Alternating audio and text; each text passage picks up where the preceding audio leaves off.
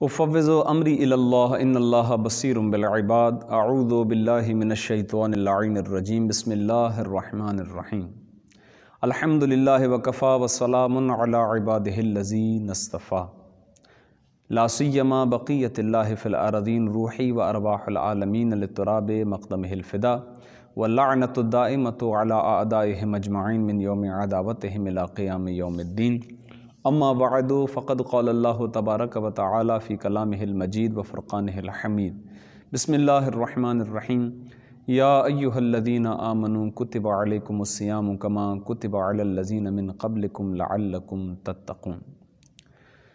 عزیزان گرامی قدر، آن لائن دروس کا سلسلہ جاری و ساری ہے۔ ماہ مبارک رمضان کی فضیلت اور اس سے منسلک ذمہ داریاں، اس سے منسلک روایات اور بہت ساری اہم باتیں آہستہ آہستہ کر کے آپ کی خدمت میں پیش کی جا رہی ہیں۔ سورہ مبارکہ بقرہ کی آیت نمبر 183 کی تلاوت کا شرف حاصل ہوا ہے، اور گزشتہ جو ہمارا درس تھا اس میں ایک پہلو آپ کی خدمت میں پیش کیا گیا۔ ہماری کوشش یہ ہے کہ مختصر سے وقت کے اندر کسی ایک پہلو کی طرف اشارہ کیا جائے اور اسے ہی اگر قابل عمل بنایا جائے تو یہ بہت بڑی بات ہے۔ سورہ مبارکہ بقرہ کے اندر اس آیت کے اندر روزے کے وجوب کا بتایا جا رہا ہے۔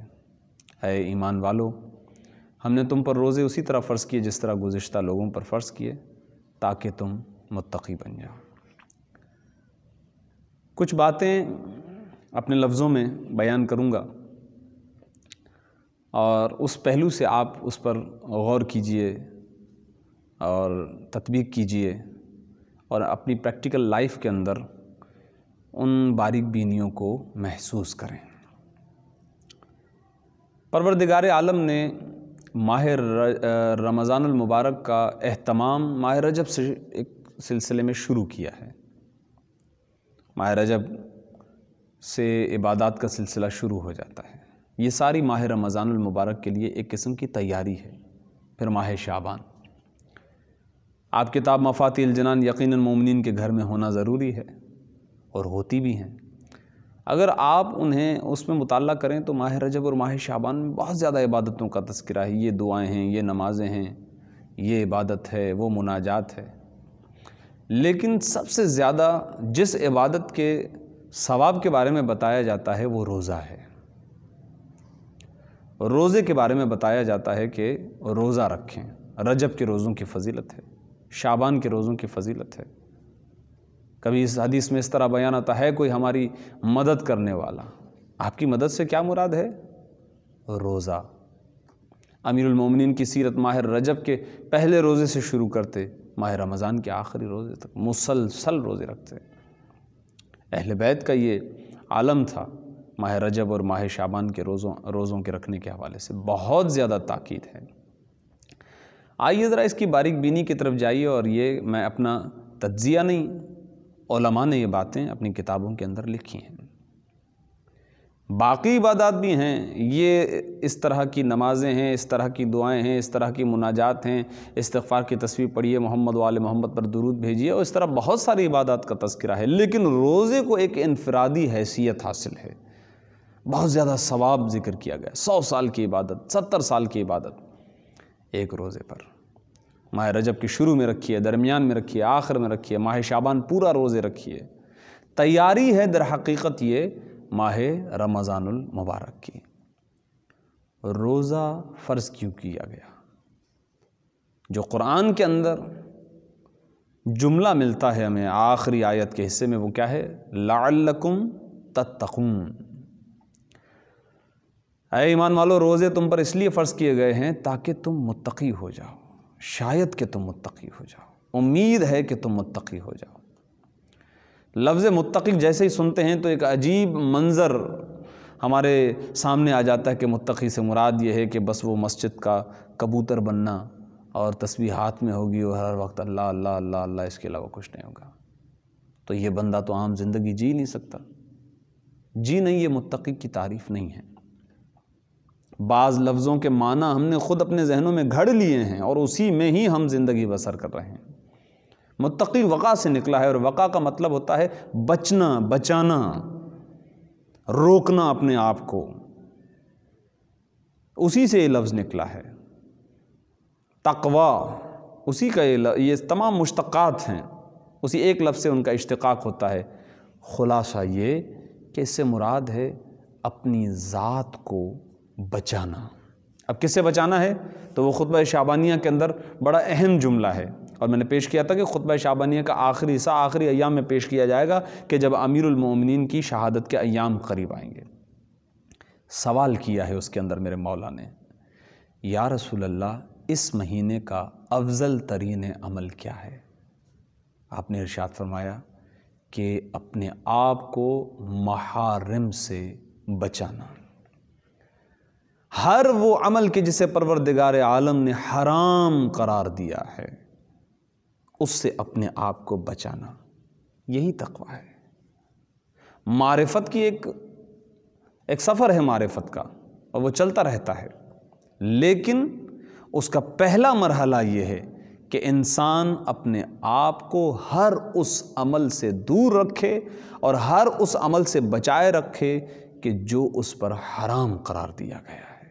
یہ پہلا عمل ہے کہ انسان محرمات سے اپنی ذات کو بچائے، اور محرمات سے اپنی ذات کو بچانے میں سب سے معاون اور مددگار چیز روزہ ہے، کیونکہ روزے کے لیے جو عربی میں لفظ استعمال ہے وہ ہے صوم۔ یہ کوئی ایجادی عمل نہیں ہے، کوئی آپ کام کر نہیں رہے ہوتے ہیں۔ صوم کا کیا مطلب ہے؟ رکنا، کوئی کام نہیں کرنا، اس کو کہتے ہیں روزہ۔ کھانا پینا آپ کے لیے جائز ہے، حلال ہے، لیکن روزے میں جائز نہیں ہے آپ کے لیے۔ حلال چیزوں سے بھی اپنے آپ کو روک رہے ہوتے ہیں، تو یہ روزہ معاون ہے، مددگار ہے۔ کس چیز میں؟ اپنی ذات کو محارم سے دور کرنے میں، محرمات سے دور کرنے میں، ہر اس شے سے دور کرنے میں کہ جسے پروردگار عالم نے ہماری ذات کے لیے حرام قرار دیا ہے۔ تو عزیزو بس ہمیں غور کرنا ہے کہ پروردگار عالم نے جو یہ امر ہم پر واجب قرار دیا ہے، روزہ، کیا روزے کے رزلٹ کی طرف ہم جا رہے ہیں یا نہیں جا رہے ہیں؟ کیا آیا یہ روزہ معاون اور مددگار بن رہا ہے یا نہیں بن رہا ہے؟ مومن متوجہ رہتا ہے، مومن نہ مکمل اطمینان میں نہ مکمل مایوسی میں، درمیان میں رہتا ہے۔ ہر عمل کے بعد وہ کھنگالتا رہتا ہے، نہیں معلوم میں ابھی کس اسٹیج تک پہنچا ہوں خدا کی بارگاہ میں۔ یہ طے شدہ امر ہے، تو ہر عمل کو ہمیں پھر چیک اینڈ بیلنس کرنا ہے۔ آج کے روزے نے میری ذات کے اندر کیا انقلاب برپا کیا ہے؟ آج کے اس روزے نے مجھے کس محرم سے، مجھے کس حرام چیز سے نجات دی ہے؟ آج کے روزے نے میری ذات میں کون سا انقلاب برپا کیا ہے؟ کیونکہ یہ تمام عبادات جو پروردگار عالم نے اپنے بندے پر فرض کی ہے، یہ اس لیے ہی کی ہیں کیونکہ پروردگار اپنے بندے کو کمال تک دیکھنا چاہتا ہے۔ تو آپ نے اس کمال کے سفر میں کتنا سفر طے کیا ہے، یہ آپ اپنی عبادت کو انجام دینے کے بعد اپنی ذات سے سوال کریں گے، اور ہر انسان خود اپنی ذات کا وکیل ہے۔ ہر انسان خود اپنی ذات کے بارے میں جانتا ہے، میں کسی اور کے بارے میں کچھ نہیں کہہ سکتا، کوئی میرے بارے میں کچھ نہیں کہہ سکتا۔ جو دکھتا ہے ضروری نہیں ہے کہ وہی ہو، لیکن میرا قلب میرے ذات کے بارے میں گواہی دے گا۔ روزہ فرض کیا گیا ہے، امید ہے تم متقی بن جاؤ، امید ہے کہ تم اپنی ذات کو بچا لو، امید ہے کہ تم اس ہر عمل سے اپنے آپ کو نجات دلاؤ کہ جو پروردگار عالم نے تمہارے لیے حرام قرار دیا ہے۔ اور پروردگار عالم نے اس کی مشق، اس کی ممارست، اس کی پریکٹس ماہ رجب سے کروانا شروع کی ہے، کیونکہ ماہ رمضان میں آپ کو بالکل کلیئر ہو جانا ہے اور اپنی ذات کو ایسا بنا لینا ہے کہ آپ پر لفظ متقی صدق آ جائے، آپ متقی کہلائیں۔